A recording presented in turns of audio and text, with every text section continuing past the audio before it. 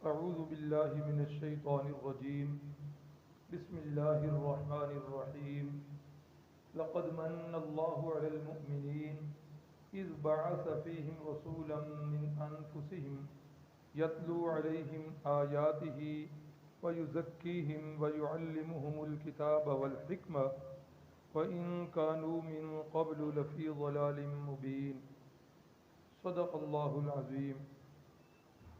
ہوں لاکھوں سلام اس آقا پر، بت لاکھوں جس نے توڑ دیے، دنیا کو دیا پیغام سکون، طوفانوں کے رخ موڑ دیے۔ اس ہادی برحق نے کیا کیا نہ دیا انسانوں کو، دستور دیا منشور دیا، کئی راہیں دی کئی موڑ دیے۔ سبق آج کا دوسرا جو ہے یہ کل کے سبق کی ہی مزید تشریح ہے۔ کل وقت پورا ہو چکا تھا، بت پرستی پر بحث ہو رہی تھی کہ عرب کے حالات جب تک نہ سمجھے جائیں سیرت النبی کا صحیح معنوں میں سمجھنا پھر مشکل ہو جاتا ہے۔ بت پرستی کا آغاز کیسے ہوا؟ میں نے بتایا تھا کہ سب سے پہلے عمر بن لحی مکے کے اندر یہ بت پرستی کا بانی بنا۔ یہ ملک شام میں گیا۔ ملک شام کے اندر چونکہ وہاں وہ ساری سرزمین جو ہے انبیاء کی سرزمین ہے، وہاں سے اس نے دیکھا کہ لوگ بت پرستی کے اندر مبتلا ہیں۔ اس نے سمجھا کہ یہ بت پرستی جو ہے یہ بھی کوئی غلط کام نہیں، انبیاء کی سرزمین پر ہو رہا ہے۔ پہلا بت یہ وہاں سے لے کے آ گیا، اور اس کے بعد مزید بت جو ہے وہ بھی یہاں بنا لیے گئے۔ پھر ایک جن جو اس کے تابع تھا اس نے اسے بتایا کہ قوم نوح کے بت جو ہیں وہ جدہ میں پڑے ہوئے ہیں۔ یہ عمر ابن لحی وہاں جدہ میں چلا گیا، وہاں سے جا کر اس نے وہ بت بھی حاصل کیے اور یہاں مکہ میں لے کے آ گیا۔ اور بھی چند بتوں کے نام جو ہے میں نے لکھے ہیں، یہ ود، سوا، یغوث، یعوق اور نصر، یہ 5 جو ہیں بتوں کے نام یہ قوم نوح کے بت ہیں۔ اور بخاری کی حدیث میں رسول اللہ صلی اللہ علیہ وسلم نے بتایا ہم رجال صالحین من قوم نوح، کہ یہ پانچوں کے پانچوں بت در حقیقت یہ حضرت نوح علیہ السلام کی قوم کے نیک لوگ تھے۔ پہلے اللہ کے حضرت نوح علیہ السلام کی وفات کے بعد یہ 5 بزرگ جو تھے نا، انہوں نے حضرت نوح علیہ السلام کا پیغام اگلی نسلوں تک پہنچایا۔ قوم ان کی زندگی میں ان کی نافرمان رہی، اور اس کے بعد قوم نے ان کے نام کے بت بنائے اور ان کی پوجا پاٹ کرنی شروع کر دی۔ آج میں حجامت کے سلسلے میں بھائی گلزار صاحب کے پاس گیا، یہ الفتح مسجد کے سامنے بازار کے اندر ان کی دکان ہے، تو وہاں 2-3 ساتھی میرے بھی دوست ہیں، تو میں ان کو دعوت دینے کے لیے آگے بڑھا تو انہوں نے مجھے بتایا کہ بھائی گلزار صاحب آج پورے بازار کو یہ دعوت دے کے گئے ہیں۔ بڑا دل خوش ہوا۔ ان کا ذکر کہاں سے شروع ہوا؟ حجامت بنانے کے لیے بیٹھا ہوں، بھائی گلزار صاحب ہمارے حجام، میں سمجھتا ہوں کہ یہ ایک بڑی اچھی انہوں نے رسم شروع کی ہے کہ انہوں نے اپنے حمام کے باہر لکھا ہے کہ اتباع رسول کے پیش نظر یہاں پر شیو نہیں کی جاتی۔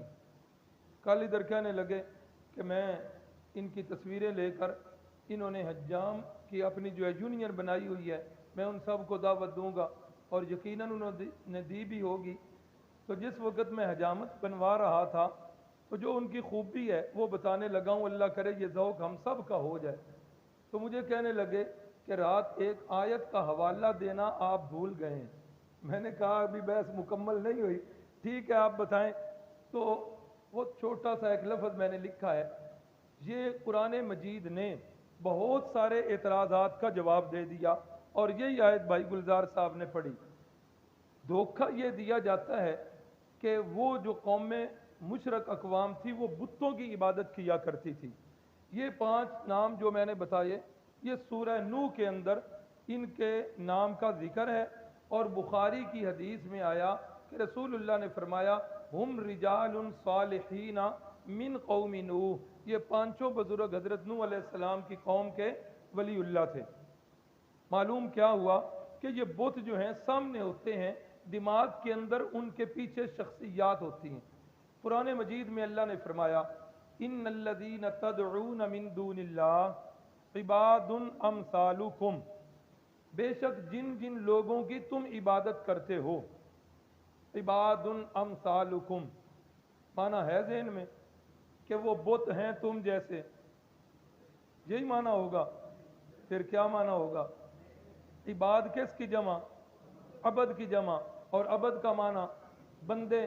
قرآن مجید نے بتایا کہ جن جن لوگوں کی تم عبادت کرتے ہو اللہ کے سوا، یہ اللہ کے سوا جن کی عبادت کرتے ہو، فرمایا عباد امثالکم، وہ کیا ہیں؟ اونچی آواز سے، وہ بندے ہیں تم جیسے۔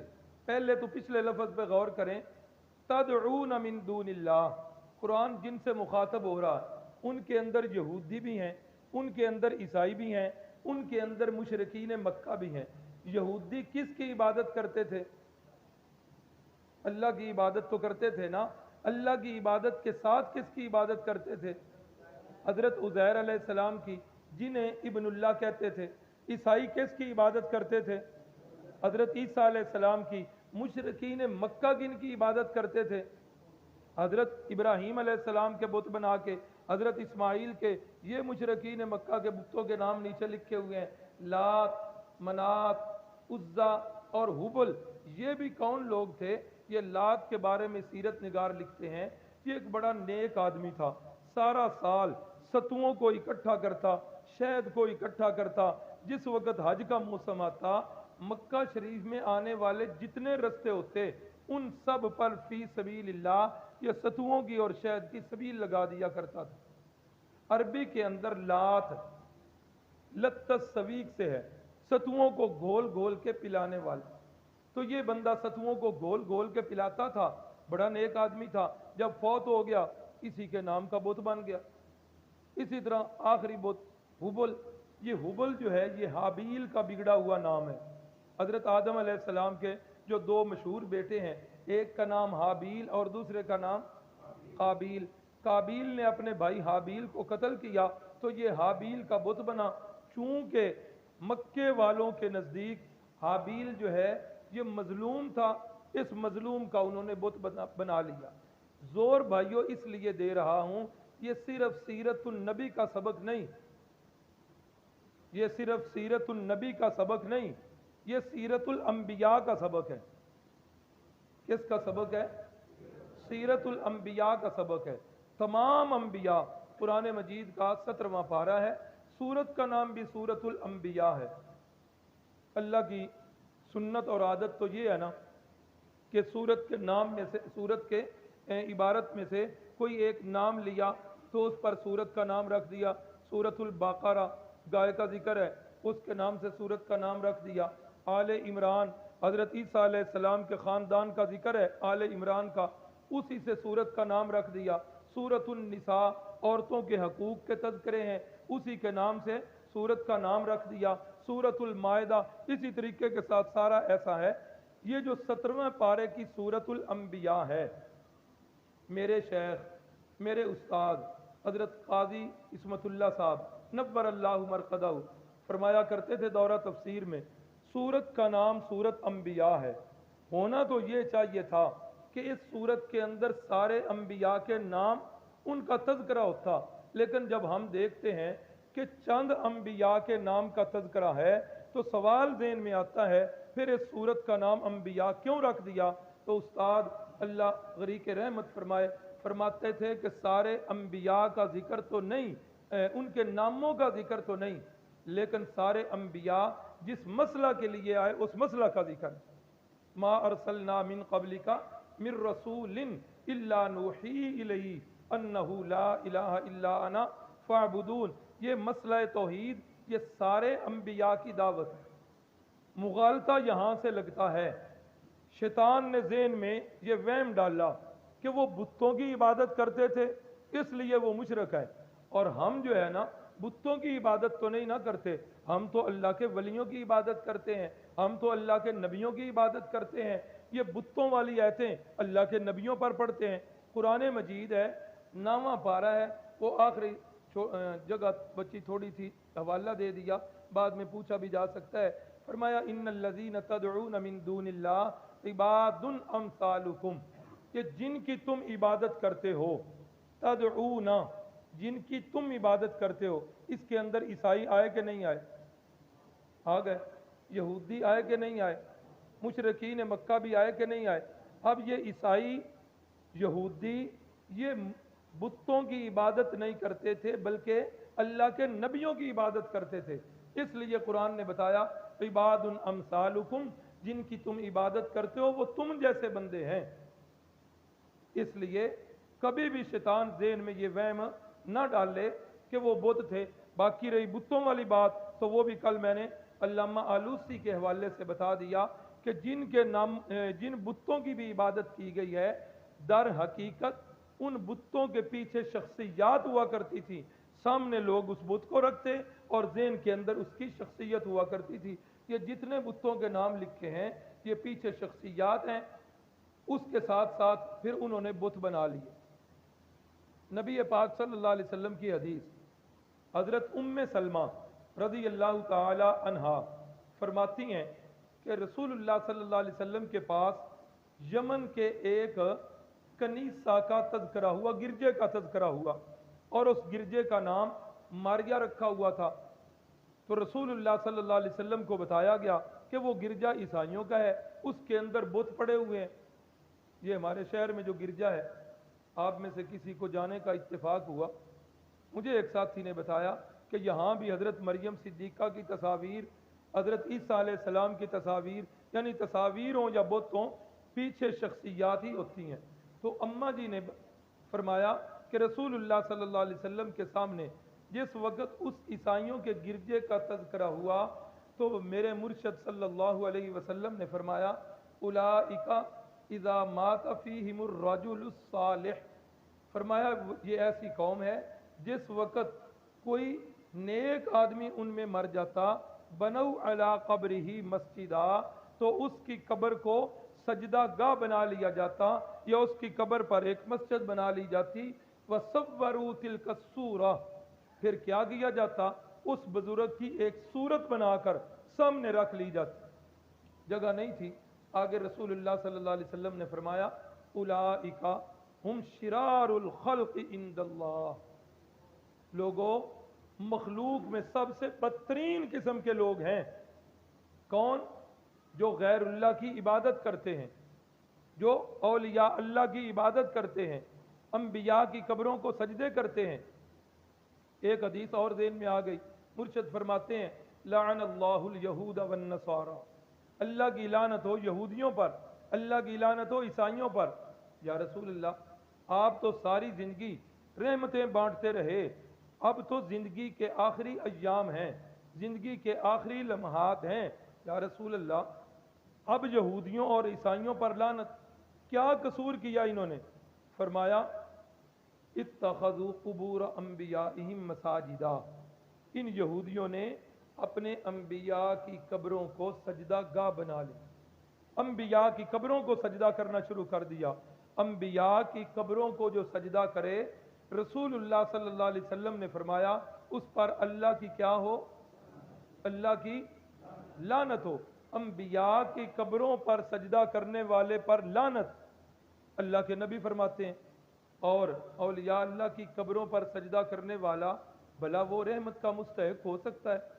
حضرت پیران پیر شیخ جیلانی کی قبر کو سجدہ کرنے والا کبھی رحمت کا مستحق ہو سکتا ہے؟ حضرت علی حجویری کی قبر کو سجدہ کرنے والا کبھی رحمت کا مستحق ہو سکتا ہے؟ حضرت سلطان العارفین سلطان باہو رحمہ اللہ یا اس طرح دیگر جتنے اولیاء اللہ گزرے، ان کی قبروں کو سجدہ کرنے والے پر بھی اللہ کی طرف سے لعنت ہی برستی ہے۔ اچھا، جس وقت یہ ان کے سجدے کرتے تھے ان کے نام کے نظر و منت دیا کرتے تھے، ان کے نام کے بکرے دیا کرتے تھے۔ تو اس وقت قرآن مجید نے بتایا کہ ان کی عقیدہ کیا ہوتا تھا۔ یہ 2 آیتیں میں نے لکھی ہیں نیچے۔ جس وقت کہا جاتا اوے اللہ کے بندو، عبادت کے لائق تو اللہ ہیں، ان کی عبادت کیوں کرتے ہو؟ تو کہتے مشرکین مکہ ما نعبدہم الا لیقربونا الی اللہ زلفا، ہم تو ان کی عبادت صرف اس لیے کرتے ہیں لیقربونا، کہ یہ ہمیں اللہ کے قریب کر دیں۔ یعنی شیطان نے پٹی ذہن میں پڑھائی کہ تم انتہائی گناہ گار ہو، اللہ تمہاری سنتا نہیں، یہ اللہ کے نیک ولی ہیں، اللہ ان کی موڑتا نہیں، تم ان کے آگے اپنی حاجات پیش کرو، یا تو یہ خود کر دیں گے یا تمہاری ان حاجتوں کو اللہ سے کروا دیں گے۔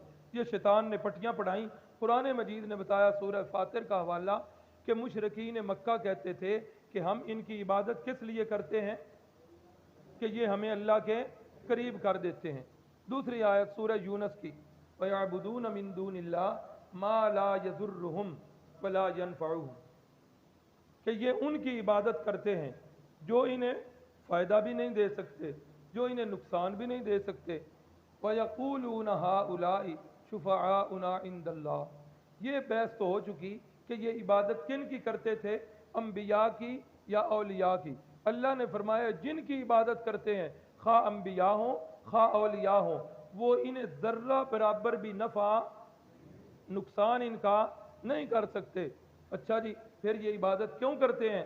وَيَقُولُونَ هَؤُلَاءِ شُفَعَاؤُنَا عِندَ اللَّهِ، مشرکین مکہ یہ کہتے تھے، ابو جال یہ کہتا تھا، ابو لہب یہ کہتا تھا، هَؤُلَاءِ شُفَعَاؤُنَا عِندَ اللَّهِ، ہم اس لیے عبادت کرتے ہیں کہ یہ اللہ کے ہاں ہمارے سفارشی ہیں۔ اب آپ قرآن مجید پڑھیے۔ اگلے دن یہ ایک گاؤں ہے پپلی، وہاں ہمارے ایک بزرگ ہیں مولانا اشرف صاحب، مولانا ہیں تو نہیں ہیں لیکن اب بن گئے ہیں، ذمہ دار آدمی ہیں، جٹ آدمی ہیں، کھیتی باڑی کرتے ہیں۔ تو اس اللہ کے بندے کا عقیدہ جو ہے وہ ٹھیک ہوا، تو اب جو ہے نمازیں بھی وہی پڑھا رہے ہیں، فی سبیل اللہ، کوئی تنخواہ بھی۔ اگلے دن میں نے ان سے پوچھا کہ مولانا اشرف صاحب آپ کا عقیدہ ٹھیک کہاں سے ہوا؟ فرماتے ہیں کہ میں ایک دن یہاں کسی قریبی مسجد میں جمعہ پڑھ کے شہر کی طرف آیا تو آپ کی مسجد کے باہر جو ہے نا یہ لوگ اکٹھے ہیں، رش لگا ہوا، تو میں آگے بڑھا، میں نے کہا کہ یہ لوگوں کا رش کیوں ہے، کیوں لوگ اکٹھے ہیں؟ تو لوگوں نے بتایا یہاں نا جمعہ پڑھایا ہے، گجرات سے ایک پیر صاحب آئے ہوئے ہیں سید عنایت اللہ شاہ صاحب بخاری، انہوں نے جمعہ پڑھایا، اب وہ رخصت ہونے لگے۔ مولانا اشرف صاحب فرماتے ہیں میں آگے ہوا، لوگ ان سے مصافحہ کر رہے تھے، میں نے بھی مصافحہ کیا۔ کہتے ہیں کہ حضرت شاہ جی نے میرا ہاتھ پکڑا، میں نے سلام کیا، شاہ جی نے سلام کا جواب دیا، میرا ہاتھ پکڑ کے شاہ جی فرمانے لگے کہ بیٹا جی قرآن مجید جو ہے اس کو پڑھا کرو۔ کہتے ہیں یہ میری پہلی اور آخری ملاقات ہے، اتنے ہی ایک ہی جملہ انہوں نے بولا، وہ جملہ پتہ نہیں دل کی کتنی گہرائیوں سے نکلا۔ مولانا اشرف فرماتے ہیں کہ میں نے جا کر قرآن مجید کا مطالعہ کرنا شروع کیا، اللہ نے میرے دل کی دنیا ہی بدل۔ تو اس لیے بھائیو قرآن مجید کے مطالعہ کو اپنائیں۔ قرآن مجید جس وقت بتائے گا کہ مشرکین مکہ کے عقائد یہ تھے تو بندہ اپنے معاشرے میں نظر دوڑائے گا، کہیں آج میرے ماحول معاشرے میں تو یہ عقائد و نظریات نہیں، تو بندہ فوراً پہنچ جائے گا کہ قرآن جو ہے وہ کیا کہہ رہا ہے اور آج میرے معاشرے میں کیا ہو رہا ہے۔ اچھا جی، یہ برائیاں تو ساری ان کے اندر تھیں ہی تھیں، لیکن باوجود مشرکین ہونے کے چند خوبیاں بھی ان کے اندر تھیں جو نیچے لکھی گئی ہیں۔ مثلا تعمیر کعبہ انہوں نے کی۔ اچھا جزاک اللہ خیرہ، سورہ زمر ہے جی، یہ چند خوبیاں لکھی ہیں۔ بیت اللہ کی تعمیر کی ہے انہوں نے، اور یاد ہوگا بیت اللہ کی تعمیر کے وقت رسول اللہ صلی اللہ علیہ وسلم بالکل چھوٹے سے تھے، ابھی اس کا تذکرہ آ جائے گا۔ تعمیر کعبہ کے وقت انہوں نے ایک شرط بھی لگائی تھی کہ اس کے اندر حلال کمائی والا پیسہ ہونا چاہیے۔ تو وہ جو بیت اللہ کی تعمیر کر رہے ہیں، کیا سمجھ کے کر رہے ہیں کہ یہ کس کا گھر ہے؟ آج یہ بھی ایک مغالطہ ہو گیا، یہ مشرکین مکہ اللہ کو مانتے نہیں، بھائی نہیں، اللہ کو مانتے تھے، اسی لیے تو بیت اللہ کو اللہ کا گھر سمجھتے تھے، اسی لیے تو بیت اللہ کی تعمیریں کر رہے ہیں، اسی لیے تو بیت اللہ کا طواف کرتے ہیں، اسی لیے تو حج اور عمرہ کرتے ہیں، اسی لیے تو حاجیوں کو ستو پلاتے ہیں، قربانیاں کرتے ہیں۔ کئی دین ابراہیمی کی چیزیں ان کے اندر چلی آ رہی ہیں، اور اپنے آپ کو ملت ابراہیمی پر چلنے کا دعویٰ بھی کیا کرتے ہیں۔ تو یہ چند خوبیاں تھیں، لیکن اس کے باوجود یہ لوگ جو ہیں یہ شرک کیا کرتے تھے۔ قرآنی آیات سے میں نے ان کے کچھ جو ہے وہ حوالے بھی دے دیے اور ان کے کچھ عقائد بھی بتا دیے۔ یہ بات تھی کہ مکہ کے اندر شرک پرستی کا آغاز، بت پرستی کا آغاز کب ہوا۔ اب آ جائیے ادھر سے، اللہ اکبر، یہ آپ حضرات کو کل سمجھا دیا گیا کہ حضرت سیدنا ابراہیم کے یہ لڑی جو چلی نا، اس میں تقریباً 4000 سے زائد انبیاء علیہ السلام جو ہے یہ مبعوث ہوئے۔ سابقہ کتابوں کے اندر ہمارے نبی آخر الزمان صلی اللہ علیہ وسلم کی نشانیاں موجود ہیں کہ نہیں؟ اس وقت جو بائبل چھپ رہی ہے اس کے اندر بھی رسول اللہ صلی اللہ علیہ وسلم کی اور آپ کے یاروں کی علامات جو ہیں وہ موجود ہیں۔ ذالک مثلہم فی التوراۃ ومثلہم فی الانجیل۔ ہوا یہ کہ ساری نشانیاں انہوں نے پڑھی ہوئی تھی۔ حضرت عیسیٰ علیہ السلام کے بعد اب یہ انتظار میں تھے کہ وہ نبی آخر الزمان جنہوں نے مبعوث ہونا ہے آخر میں اور جنہوں نے امام الانبیاء بننا ہے، وہ اب انہیں یہ گمان ہوا کہ وہ اسی لڑی سے آئیں گے، بنی اسرائیل سے پیدا ہوئیں گے۔ لیکن ہوا کیا کہ اللہ کا کرنا ایسا ہوا کہ حضرت پاک صلی اللہ علیہ وسلم سیدنا اسحاق علیہ السلام کی اولاد سے نہیں، بنی اسرائیل سے نہیں، بلکہ بنو اسماعیل سے تشریف لائے۔ اب یہودیوں کو ایک یہی وجہ بن گئی، رکاوٹ بن گئی رسول اللہ صلی اللہ علیہ وسلم کی دعوت پر لبیک کہنے کی، کہ یہ نبوت تو ہماری وراثت تھی، یہ تو ادھر آنے چاہیے تھے، یہ ادھر کیوں چلے گئے؟ قرآن مجید کے الفاظ ہیں الذین آتیناہم الکتاب یعرفونہ کما یعرفون ابناءہم۔ اے محبوب صلی اللہ علیہ وسلم، یہ جنہیں ہم نے کتاب دی ہے، اہل کتاب یہودی اور عیسائی، یعرفونہ، اے محبوب یہ آپ کو ایسے پہچانتے ہیں کما یعرفون ابناءہم، جیسے یہ اپنے بیٹوں کو پہچانتے۔ بڑا پیارا قرآن نے جملہ بولا، یہ نہیں فرمایا کما یعرفون آباءہم، جیسے اپنے باپوں کو پہچانتے ہیں، یہ نہیں فرمایا۔ مفسرین اکرام نے نکتہ لکھا ہے ایسے پہچانتے ہیں جیسے اپنے بیٹوں کو پہچانتے ہیں۔ کیا نکتہ ہے اس میں؟ باپ کے پہچاننے میں غلطی لگ سکتی ہے کہ نہیں؟ یہ جو لے پالک ہوتے ہیں بچپن میں ہی لے لیے جاتے ہیں، اگر لے کے بندہ کسی اور علاقے میں چلا جائے، اس بچے کو بڑے ہو کے پتہ ہی نہیں چلتا کہ یہ جس کے گھر میں پرورش پا رہا ہوں یہی میرا باپ ہے یا کوئی میرا اور باپ۔ ہو جاتا ہے نا ایسا۔ تو باپ کے پہچاننے میں غلطی لگ سکتی ہے اور بیٹے کے پہچاننے میں کبھی غلطی سوال ہی پیدا نہیں ہوتا۔ نمبر 2، مفسرین اکرام نے لکھا باپ نے بیٹے کے جسم کو بچپن کے اندر اس کا ایک ایک عضو دیکھا ہوتا ہے، اس لیے وہ اپنے بیٹے کو بخوبی پہچان سکتا ہے، اور اس کے برعکس نہیں ہے۔ فرمایا اے محبوب جس طرح یہ اپنے بیٹوں کو پہچانتے ہیں نا، بیٹے کی پہچان میں کبھی مغالطہ نہیں لگا، اے محبوب یہ اس طرح آپ کو پہچانتے۔ اور آپ کی آمد سے پہلے یستفتحون علی الذین کفروا، جس وقت کافروں سے یہ مار کھاتے نا، اس وقت یہ اللہ کی بارگاہ میں دعائیں کیا کرتے، اللہ تو کب وہ نبی آخر الزمان بھیجے گا، اللہ اسے جلدی بھیج، اے اللہ ہم اس کے جھنڈے کے نیچے ان کافروں کے ساتھ جہاد کرنا چاہتے ہیں۔ اور پھر یہ کافروں سے کہا کرتے آج اونا مارو جنہ کل مار برداشت کر لو گے، نبی آخر الزمان آنے والے ہیں، ان کی نشانیاں پوری ہو چکی ہیں، ان قریب وہ مبعوث ہوں گے، ہم ان کے جھنڈے کے نیچے اکٹھے ہو کر تمہارے ساتھ جہاد کریں۔ یستفتحون علی الذین کفروا فلما جاءہم ما عرفوا کفروا بھی، جس وقت نبی آخر الزمان آ گئے پہچان بھی لیا، لیکن کیا ہوا؟ کفروا بھی، انکار کر دیا۔ وجہ انکار کیا بنی؟ وہ ضد اور تعصب کہ نبی جو ہے آخر الزمان، وہ تو ہماری وراثت تھی نبوت، یہ ہماری وراثت منتقل ہو کے بنو اسماعیل میں کیوں چلی؟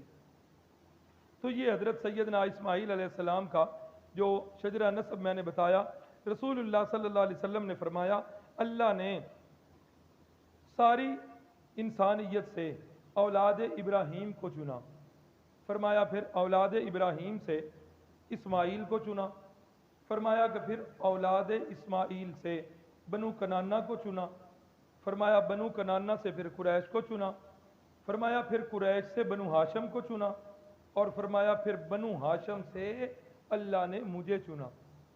گویا کہ پوری انسانیت کا خلاصہ، پوری انسانیت کا نچوڑ، پوری انسانیت کا مکھن، مسلم شریف کی یہ روایت ہے کہ پوری انسانیت سے اللہ چنتے گئے چنتے گئے چنتے گئے، سب سے آخر میں جو مکھن نکلا تو فرمایا وہ میں محمد الرسول اللہ صلی اللہ علیہ وسلم۔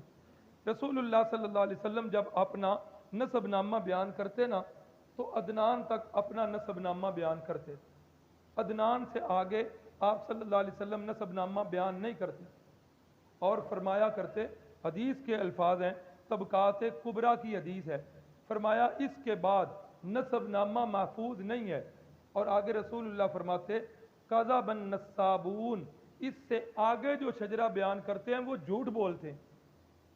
آج ہمارے ہاں کیا ہے؟ آج ہمارے ہاں کوئی خطیب یہ شجرہ نسب جو ہے اس سے آگے تک پہنچا دیتا ہے۔ پچھلے دنوں ایک ساتھی نے بتایا کہ ایک جگہ خطیب کی ضرورت تھی تو میں چلا گیا، انہوں نے کہا جی رسول اللہ کا شجرہ نسب حضرت اسماعیل علیہ السلام تک بیان کرو۔ میں نے کہا جی میں تو بیان نہیں کر سکتا، مجھے تو زیادہ سے زیادہ 4-5 پشتے یاد ہیں، یا حضرت عدنان تک جو ہے وہ نسب نامہ محفوظ ہے۔ انہوں نے کہا کہ نہیں جی پھر آپ عالم ہی نہیں ہو، آپ چلے۔ انا للہ و انا الیہ راجعون۔ اللہ کے نبی فرمایا کرتے تھے حضرت عدنان تک نسب نامہ بیان کر کے کہ اس سے آگے جو نسب بیان کرے، فرماتے تھے کذب النسابون، نسب بیان کرنے والے جھوٹ بول رہے ہیں۔ اور آج ہم نے علم کا معیار اور مدار اسی بات کو سمجھ لیا۔ اللہ اکبر۔ تو رسول اللہ صلی اللہ علیہ وسلم کے یہ ہیں آباء و اجداد۔ قصی کے بیٹے جو ہیں یہ عبد مناف ہیں۔ عبد مناف کے 2 بیٹے، ایک کا نام مطلب ہے اور ایک کا نام ہاشم ہے، یہ 2 بیٹے ہیں۔ ہاشم یہ نام آیا رسول اللہ صلی اللہ علیہ وسلم کے جد امجد کا، اسی سے آپ کا لقب ہاشمی بنا، سنا ہوا ہے نا یہ لقب، تو یہ ہاشمی لقب جو ہے یہ اسی جد امجد کی وجہ سے بنا ہے۔ حضرت ہاشم جو ہیں ان کے دوسرے بھائی، ان کا نام ہے مطلب۔ حضرت مطلب جو ہے نا یہ ان کے بھائی ہیں، یعنی عبد مناف کے یہ 2 بیٹے ہیں۔ حضرت عبد المطلب نے شادی کی ہے، اور اس شادی سے ہاشم نے شادی کی مدینہ شریف کے اندر، اس وقت نام یثرب تھا۔ جس وقت انہوں نے شادی کی یہ جا رہے تھے ملک شام کی طرف، جاتے ہوئے نکاح کیا، کچھ عرصہ یہاں قیام کیا، اس قیام کے بعد یہ آگے چلے گئے فلسطین غزہ کے مقام پر جا کر ان کی وفات ہو گئی۔ بعد کے اندر ان کی بیوی جو حاملہ ہوئی نا تو اس حمل سے جو بچہ پیدا ہوا تو اس بچے کی پیدائشی طور پر سر کے اندر کچھ بال وہ سفید تھے، حالانکہ بچے کے بال سارے کالے ہوتے ہیں، اس بچے کے بال جو ہیں کچھ سفید تھے، اسی وجہ سے اس بچے کا نام جو ہے وہ شیبہ رکھ دیا گیا۔ شیبہ کا معنی سفیدی، تو یہ سفید بالوں والے تھے اس لیے ان کا نام شیبہ رکھ دیا۔ یہ شیبہ جس وقت بڑے ہوئے مکے والوں کو پتہ نہیں چلا، کچھ عرصے کے بعد ہاشم کے جو دوسرے بھائی مطلب تھے نا انہیں پتہ چلا کہ میرے بھائی ہاشم جن کی وفات غزہ میں ہوئی ہے انہوں نے یثرب میں نکاح کیا تھا اور اس سے ایک بیٹا پیدا ہوا تھا، اور وہ بچہ اب جو ہے ماشاءاللہ بڑا ہو گیا ہے۔ مطلب یہ چلے گئے اور ادھر سے جا کے اس شیبہ کو لیا، اور جس وقت لے کے آئے تو جس وقت مکہ میں داخل ہوئے یہ مطلب جو ہیں یہ شیبہ انتہائی خوبصورت تھے، جس وقت مکہ میں داخل ہوئے تو لوگوں نے کہا کہ یہ تو عبد المطلب ہے، عبد کا ایک معنی غلام، لوگوں نے کہا یہ تو مطلب کا غلام ہے، تو اسی وجہ سے ان کا نام پھر عبد المطلب پڑ گیا۔ حضرت عبد المطلب جو رسول اللہ صلی اللہ علیہ وسلم کے دادا جان، آگے ان کی اولاد، ان کے 10 بیٹے ہوئے۔ حضرت عبد المطلب کے کتنے بیٹے؟ 10 بیٹے ہوئے ہیں۔ حضرت عبد المطلب جو ہیں ان کے بیٹوں میں ایک بیٹے جو ہیں حضرت عبداللہ بھی ہیں۔ پھر جس وقت ان کی جوانی تھی حضرت عبد المطلب کی، تو اس وقت ان کو خواب میں دکھائی دیا گیا کہ وہ جرم قبیلہ والے جس وقت نکلے تھے نا، بنو اسماعیل نے انہیں مکے سے نکال دیا تھا، تو جاتے ہوئے انہوں نے یہ کیا کہ زمزم کا کنواں جو ہے اس کو بند کر کے چلے گئے۔ اس کے بعد زمزم کے کنویں کا نام و نشان جو ہے یہ مٹ گیا۔ تو خواب کے اندر ان کے بھتیجے جو ہیں مطلب کی وفات کے بعد ان کے بھتیجے رکھ دیں نیچے، اور ہاشم کے بیٹے عبد المطلب جو ہیں یہ سردار بنے، اور انہیں خواب کے اندر وہ زمزم کا کنواں دکھایا گیا۔ جس وقت کنواں دکھایا گیا تو اس کنویں کی کھدائی شروع ہونے لگی۔ یہ جو تھے بنو عبد المطلب، یہ آ گئے اور انہوں نے کہا کہ اس کھدائی کے اندر ہمیں بھی شامل کرو۔ انہوں نے کہا نہیں، میں اکیلا کروں۔ کافی لے دے کے بعد بہرحال انہوں نے کھدائی تو خود اکیلے ہی کی، لیکن اس وقت انہیں یہ احساس ہوا کہ میں آج اکیلا ہوں، میرا اور بھائی بھی دنیا میں کوئی نہیں۔ پھر انہوں نے منت مانی کہ اللہ اگر مجھے 10 بیٹے دے گا تو میں ایک بیٹے کو اللہ کی راہ میں قربان کروں۔ یہ کس نے منت مانی؟ عبد المطلب نے یہ منت مانی۔ اللہ رب العزت نے انہیں 10 بیٹے دیے۔ ہاں، ساتھ یہ بھی تھا کہ 10 بیٹے جوان ہو کر جب میرے معاون بن جائیں گے اس وقت ایک بیٹے کو اللہ کی راہ میں کیا کروں گا؟ قربان کروں گا۔ پھر ایسا ہی ہوا، ایک دن حضرت عبد المطلب کو خواب آیا کہ اب قربانی کا وقت آ گیا ہے، اب آپ قربانی کریں۔ حضرت عبد المطلب نے قرعہ نکالا اپنے 10 بیٹوں میں، تو قرعہ نکلا حضرت عبداللہ کے نام، جو رسول اللہ صلی اللہ علیہ وسلم کے والد گرامی ہیں، ان کے نام قرعہ نکل آئے۔ حضرت عبد المطلب نے پکڑی چھری اور ساتھ لیا عبداللہ بیٹے کو، اور آپ کی ساری اولاد میں سب سے زیادہ خوبصورت جو ہیں وہ حضرت عبداللہ تھے۔ جس وقت ان کو لے کر چلے تو حضرت عبداللہ کی بہنیں وہ تو لپٹ گئی اور رونے لگ پڑی۔ بہنوں کے دل کے اندر بھائیوں کی پھر بڑی محبت ہوتی ہے۔ ادھر سے حضرت عبداللہ کے ننیال وہ بھی آ گئے، انہیں بھی پتہ چل گیا، ادھر بہنیں رونے لگ پڑی۔ جناب عبد المطلب کہنے لگے اب تم سارے مجھے منع کر رہے ہو، بتاؤ میں نے جو نظر اور منت مانی تھی میں اس کا کیا کروں، مجھے بھی تو حل بتاؤ۔ پھر بہنیں کہنے لگی ابا جی آپ ایسے کریں کہ ایک طرف عبداللہ کا نام لکھیں اور ایک طرف جو ہے پرچی میں 10 اونٹ لکھیں اور قرعہ ڈالیں، جو پرچی آپ اٹھا لیں گے اس کے مطابق کر لیں۔ اب 2 پرچیاں ڈالی گئیں، ایک پر عبداللہ کا نام اور دوسری پہ 10 اونٹ۔ جس وقت اٹھایا پرچی کو تو نام عبداللہ کا نکلا ہے۔ اب کیا کریں جی؟ وہ بہنیں لپٹ گئی، کہنے لگی اچھا ایسا کریں اب 20 اونٹوں کی پرچی ڈالیں۔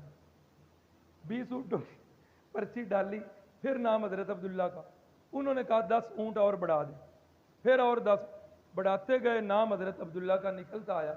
جس وقت اونٹوں کی پرچی 100 کے برابر ہو گئی، اس وقت جب دونوں پرچیوں میں سے پرچی کو اٹھایا گیا تو اس وقت 100 اونٹ جو ہیں ان کی پرچی نکلی، اور پھر حضرت عبداللہ جو ہیں ان کی جان چھوٹ گئی۔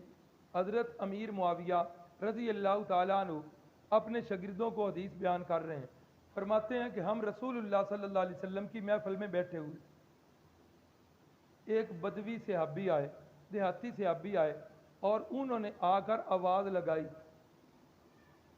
این ابن الذبیحین، 2 ذبیحوں کا بیٹا تم میں سے کون ہے؟ 2 ذبیحوں کا بیٹا تم میں سے کون ہے؟ تو حضرت معاویہ رضی اللہ تعالیٰ عنہ فرماتے ہیں رسول اللہ صلی اللہ علیہ وسلم یہ بات سن کر مسکرا پڑے، یہ بات سن کر مسکرا پڑے۔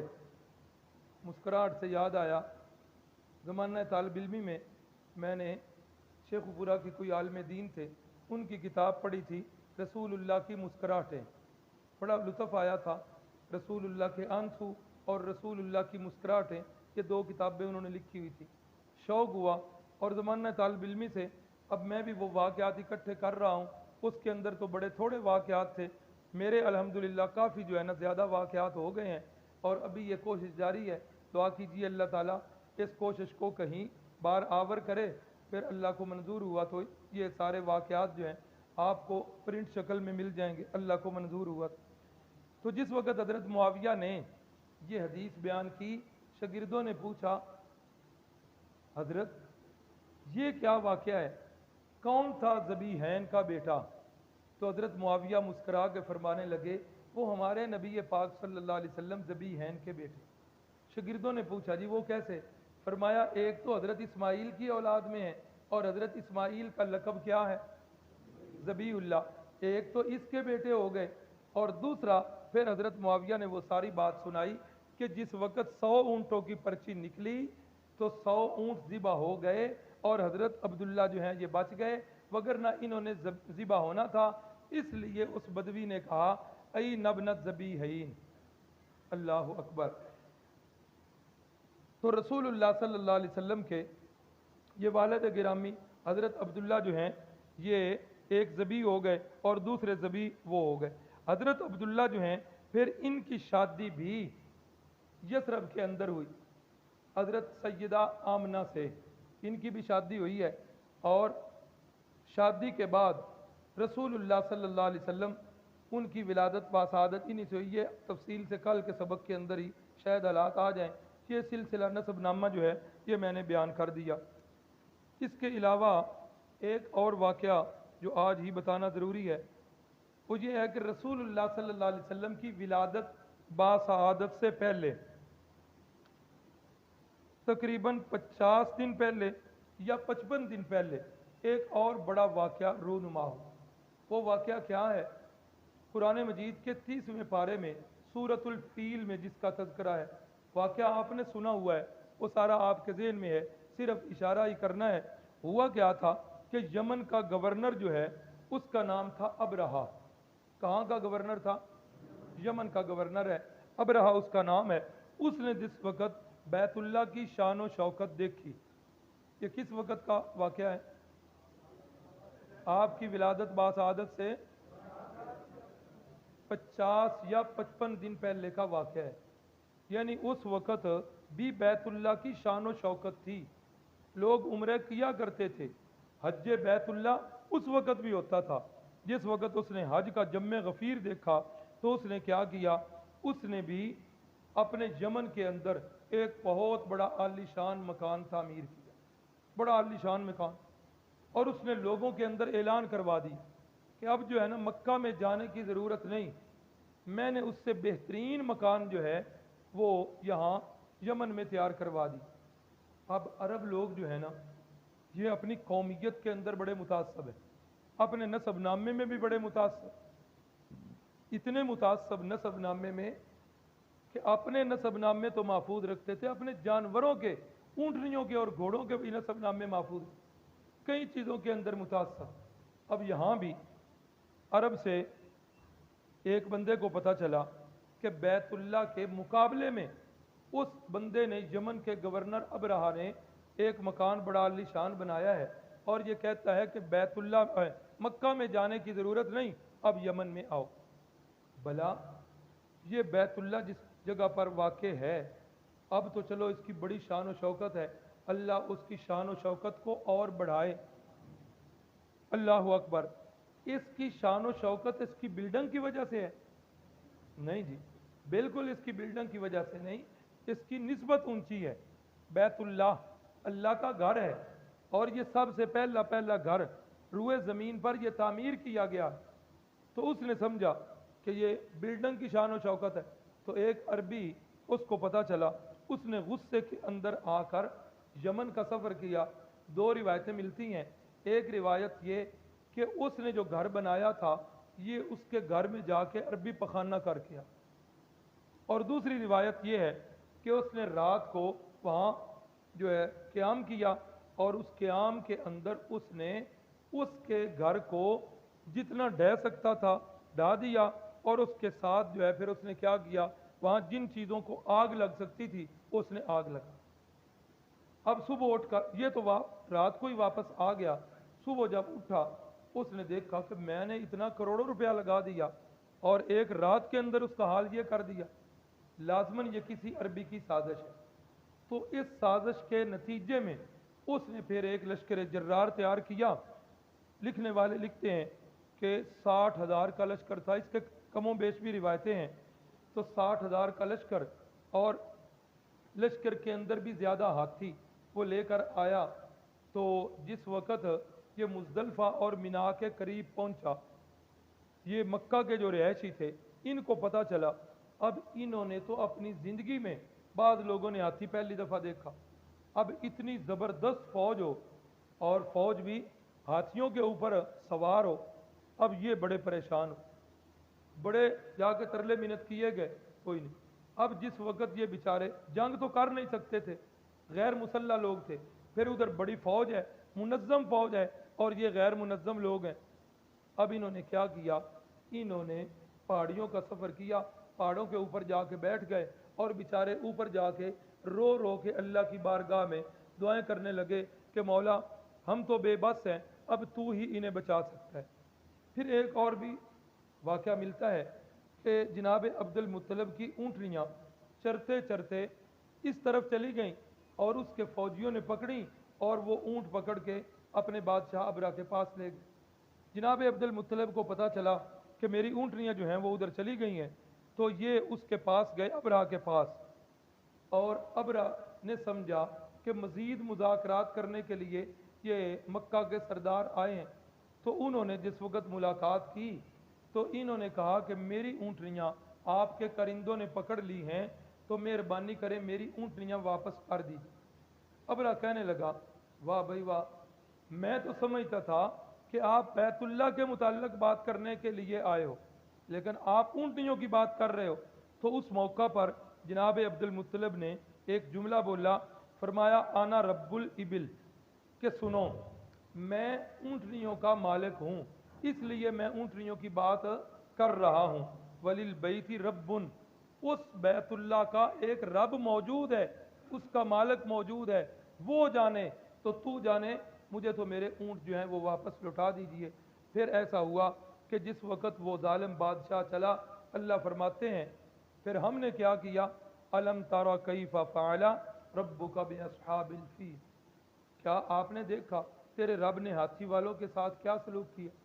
الم یجعل کیدہم فی تضلیل، کیا ہم نے ان کی تدبیر کو بالکل ناکام نہیں کر دیا.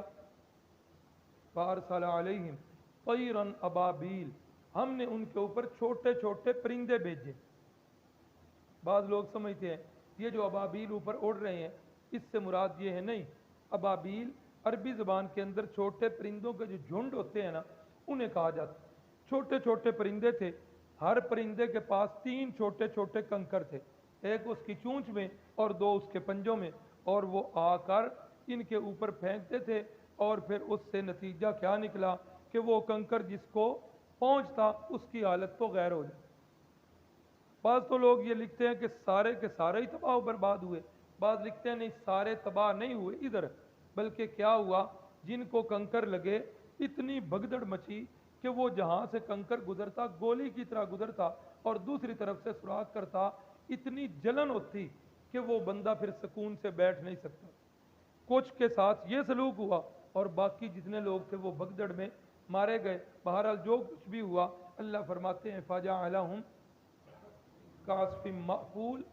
یہ آپ نے شاید کبھی تجربہ کیا ہو، جانور بھینس یا گائے جس وقت چارہ کھا کے جگالیاں کرتی ہے، اس کے منہ سے جو چارہ نکل کے نیچے گرتا ہے، کسی بندے کا اس نکلے ہوئے چارہ دیکھنے کو دل کرتا ہے؟ نہیں کرتا، کہ آ جاتی.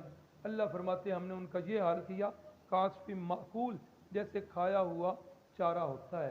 تو رسول اللہ صلی اللہ علیہ وسلم کی ولادت با سعادت سے پہلے یہ ایک عظیم الشان واقعہ ہوا، اور اس واقعے نے پورے عرب کے اندر جو ہے خوف دوڑا دیا کہ اس کے بعد بیت اللہ کی طرف سے آج کے بعد کوئی میلی آنکھ سے بندہ دیکھ نہیں سکتا۔